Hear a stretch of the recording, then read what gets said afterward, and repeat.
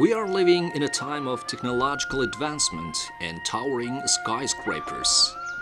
But it's no secret that the more we develop technologically, the less we connected with the nature.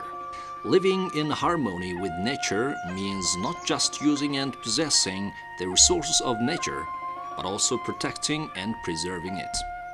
Perhaps no people in the world are closer to the nature than the nomadic herders, as their livelihood totally depends on its mercy. While constantly moving around the earth looking for fresh pastures to graze their animals, they have developed their own unique culture, tradition and lifestyle. Mongolia's vast steppes are home to one of the world's last surviving nomadic cultures. Today, about 30% of the country's population continues to live traditional nomadic lifestyle, tending more than 50 million livestock. The nomad's life has changed very little since old days, and they are preserving and continuing the traditional cultural heritage of tending herds of sheep, goats, camels, yaks, and horses, just as their ancestors have for more than 3,000 years ago. And that's where we, students from YMCA Hong Kong, headed, with the invitation from YMCA Mongolia. The YMCA Mongolia is a non-profit organization committed to strengthening community through youth development, healthy living and social responsibility. Its travel exchange program allows young people to experience culture, tradition, custom, and lifestyle of different nationalities. Over the past 5 years, YMCA Mongolia have been running a number of programs, and one of that is Global Alternative Tourism Network, also known as G18 program. So what we do is this program, we invite a group of students from Hong Kong, Taiwan, Singapore, and South Korea, and every summer we invite them, and then they come to Mongolia to do community services.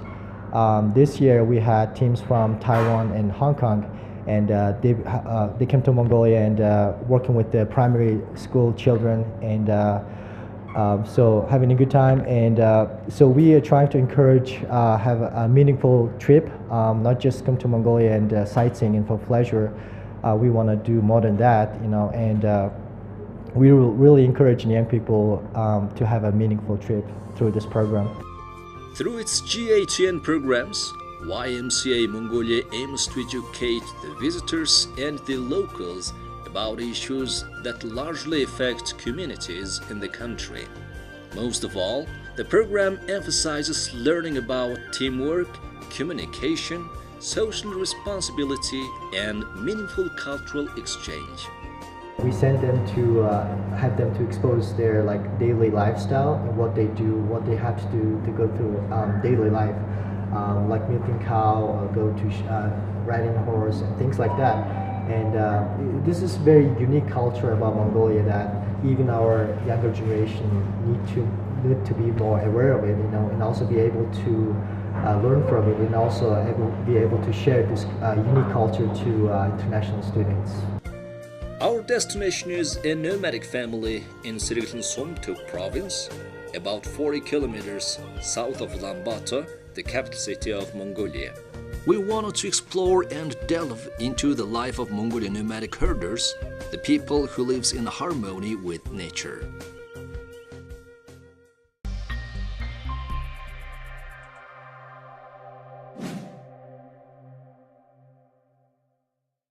Of the 5 types animals Mongolians herd, horse is the most prized and valued.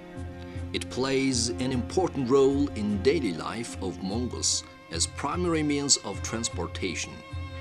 A Mongol without a horse is like a bird without the wings. Elizabeth Kendall, who traveled through Mongolia in 1911, wrote, "Today, there are 4 million horses roaming freely in the steppes, mountains and gobi of the country.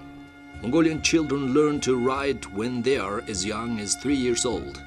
Horse racing is one of the nation's favorite sports, and young children are often the jockeys, as it's believed that the race tests the horse's ability, not the riders." Horse races in Hong Kong is happen in a very big arena. Yeah, so the horse will go race like around. We have different matches, different distance, and every week we have 2 horse races in Hong Kong.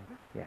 How long is the distance? I'm not very sure, but maybe like 1.5 kilometer or 2 kilometer.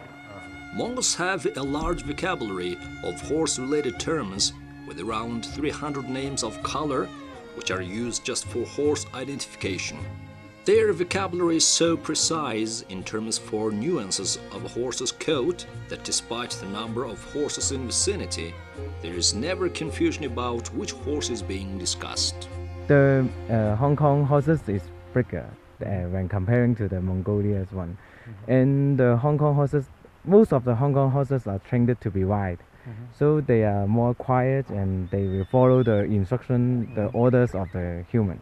But the horse here, maybe they are a bit about, yeah, they are more wild. Yeah, so I love the horse here more because they are more natural and wild. Yeah, I've never seen the wild horse. Horses also provide airag, a traditional Mongolian drink which is made by fermenting and processing mare's milk. Welcoming guests with big bowl of airag is customary in the country, especially during the summer when milk products are abundant. We asked about the importance of airag in Mongolian culture and tradition. Airag гэдэг эдээ маань бол одоо эртээр үеэс манай өвгдөө эзэн маань уламжлагдж ирсэн манай Монголын үндэсний эдээ ундаа 13 дугаар зууны үеэс хэрэгжилж байсан гэж таалсан. Airag-ны хөрөнгийг бол одоо намрын airag хургаас өмнө эсгий болон даваа материалд шингээж авч хөрөнгө хадгалаад авар гүүгээ барингуудаа хадгалсан тэр хөрөнгө хийж бүлээд airag эсгэж. Бүлнэ гэдэг чинь одоо airag эсгэл гэсэн үг л дээ. Ер нь бид нар бага багч нэг 2000-аас 3000 бүлж байж airag сайхан эсдэг гэдэг шүү дээ. Тэр тос тунаал ороо гүүгээ давчаал саамаа хийгээл airag бүл 2-оос 3000 бүлж байж airag сайхан болно. The milk I drink here is have more the taste of the milk, and the milk I drink this morning is more like alcohol. Yeah, but here the milk is a bit like alcohol, but I like the milk here more. Yeah, than that one I drink in the city. Airag бүлчээд, airag эсгчээд боломжтой орой зүлээ цагаараа бас хорууд нь айл сахалтаа хүмүүсээ өөрөд дуудаж агаад бөөнөрөө цуглаж агаад хорууд нь дэмбээд нь 10 дахь гэдэг нутгийн бас тийм наадгаа тоглоомод байгаа. Энэ зүгээр зугаацхаас гадна бас тэр хоруудж дэмбээд нь тэр нь бас энэ ч бас тоо хэлж байгаа учраас оюун ухаан сэтгэхгүй бас хөгжүүлэх хүний бас ахвал самбааг сорих тийм ашиг бодолтой бас юм. Airag is just one of many dairy products or tsarangide Mongolian herders produce from milk of their 5 types of animals year-round. From yogurt to cottage cheese, dried curds and clotted cream, each and every one of 500 milk products is unique and distinct. It is consumed mostly during the summer-autumn season when consumption of meat is rare because animals begin to fatten only after the end of spring. Various rituals and traditions in Mongolia demonstrate the special importance of everything connected with milk and known in the palette of their culture as tsarangide. Arol or dried curd is one of the most popular products in the country as it can be made from any milk except horses. With the help of local herders, we have learned many things about Mongolian dairy products and how it's made. За тэгээ шахмал ааруулыг хийхийн тулд үхрийн саагаад үхэрчвэ хончвэ саагаад тараг үрнэ. Хөөрүүлээ сүгэ хөөрүүлээ тараг үрээд бүрсэн таргаан буцалгаад цагаан буцалгана гэж ярина. Тэгээ тэрийгээрээ шүүгээд халуунаар нь шүүгээд тэгээ сайхан шүүрээд ирэхээр нь шахаад хүүдийтэй шахаад тэгээ зүсээд ингээ ааруул болно доо. Ингээ хатаагаад. За энэ бол бяслаг. Сүгэ саагаал халаагаал тэгээд баг зэрэг халаагаад тараг хийгээд ээдүүлээд тэр ээдсэн ингээд ээдэн болоод халуунаар нь шахаад тэгэл бяслаг болж байгаа юм. Тэгээ зүсээ нэг 30 минут тэрэгтэй шахаж байгаад байлгаж байгаа. Тэгэл ингээд бяслаг болно. Тэгээ жаахан хатааж угаад өнгийн нэврээж угаа тэгээ зүсдэг. Тэгэл бяслаг. To me, it's quite fancy because I never see that the process how to make the cheese in Hong Kong, and so it's quite new for me. And the cheese I think is quite sour, and in Hong Kong, it's rich in milk flavor, and it's first time to try the cheese made of raw material. And because in Hong Kong we all add salt, sugar or something, so it's quite natural and new. I think it's very tasty, because I have never tasted this kind of milk in Hong Kong, and I think it's very new for me, and I love it very much because it's full of milk taste, but butter is. I think it's just oil. Not that is different. The traditional method of producing distilled milk vodka, or shiminger, is still practiced today. Regarded with respect and appreciation, this unique drink is only served during the special occasions such as wedding, birthday, Sansar, and Nadam festival. Таргаын тогоондоо хийгээд галдаараа тавиад тэгээ халаагаад жаахан бүлээн дөнгөж бүлээн болгоод тэгээд энэ бүрхээрээ тавь. Энийг бүрхээр гэж ярина. Бүрхээрээ тавиад дотор нь хувингаан зүүн. Энийг болохоор ингээд тогоогоо ингээд тавьчихлаа. Гадуур нь жалавч ингээд ингээд даавуугаар ингээд ороогоод ингээд үдчихнэ. Тэгээд эн чинь ямар ч салхи авахгүй битүү учраас нөгөө энэ тарганы чинь одоо уур манан гэдэг юм уу тэгдэг л баг. Тэр нь ингээд цаахан арих болоод тэгээ энэ тогооноос чинь гоожоод энэ тогоонд чинь л одоо энэ үний чинь сайхан юу нэг дээшээ хөөрч тогоонд чи ягаад тогоогоноос доошоо гоожоод тэгээ арих болж юу Монгол арих. Тэгээ сайхан аваад хувинтай нь аваад тэгэл Монгол арих бэлэн болж байгаа юм те. The Mongolian nomadic way of life and the country's climatic conditions has given rise to the specific methods of preserving meat. The most widespread one is air drying or bortslach.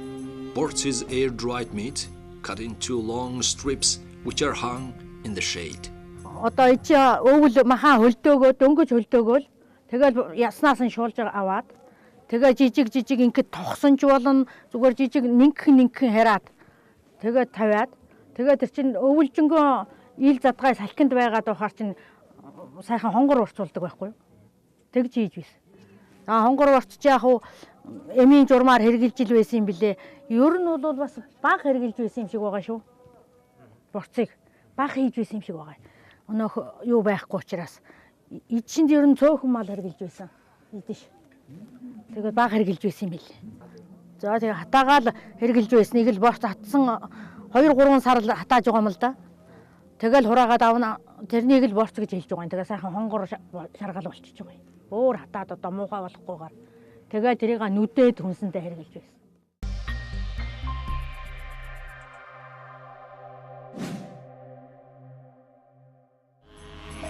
As a main diet in the country, meat also holds great significance to the people in land of blue sky, especially intestines of sheep and goat. Throughout the centuries, nomads have developed unique way of processing and using the every part of an animal. Not wasting any part of an animal is fundamental philosophy of nomadic herding lifestyle. It's custom for Mongolians to serve their honorable guests with boiled intestines, and our host family also presented us with this meal. I think it is yummy, and it is quite fun because in Hong Kong we just only see little pieces. They have already made it for us, but it is a great experience for me to see the process of cutting it. There is a shop near the place I'm working, and every time when I walk past it, the shop is selling the pork. They will kill the pork and they will sell the meat of the pork. But every time when I pass the shop, I see they will put all the organ in a box and then they will throw it away at night. So it is a bit surprise for me to see Mongolian people will keep all the organ and they will cook. And in Hong Kong, the only organ we can eat is the beef, just like so easy. And usually it will come with noodles. We'll cut the organ in pieces and then we'll serve with noodles. So we've never seen a bowl full of the organ, so it is very interesting. For Mongolians, the home is ger. This portable round tent covered with felt has been used as dwelling by nomads hundreds of thousands years. It embodies the values and philosophies of the nomadic herding lifestyle. A yurt is designed to be dismantled and the parts carried compactly on camels or yaks to be rebuilt on another place with complete construction takes around only 2 hours. The constructive principle of the Mongol yurt has changed little since Genghis Khan's times. Only a few elements were adapted to newly developed or imported technology, such as carpentry. This made it possible to construct a wooden crown similar to a wheel in place of a simple piece of wood bent into a circle. Even more obvious are the use of a wooden door instead of a felt curtain and the iron stove with a chimney in a place of open fire. Other than that, Mongolians are still living in the same gear that's passed down from their ancestors. When I come here, when I see all green, all the mountains and all animals, no people, it is totally different with Hong Kong. Because in Hong Kong, it's so crowded, so many people, so noisy, but here I just feel very peaceful. And actually I'm a Christian, then I will feel, wow, how the creation of my God. Yeah, I love this peaceful, and I would like to actually I want to stay one more night here. And then I can do more things with my homestay owner. I can try to touch the animal more, because some animal feel so scared of me and go away. These vast steppes, high mountains and Gobi deserts stretching from Altai Town Boat to Nomadic National Park have been home to Mongolian nomadic herders for many thousands years, and still are today. They are the people who are proud of their history, respect their tradition, and value their culture. Because this intangible cultural heritage, passed down from their ancestors, defines them as a nation and distinguishes from others. Today, due to globalization and climate change, many nomadic families are resettling in the cities, leaving behind their traditional way of life.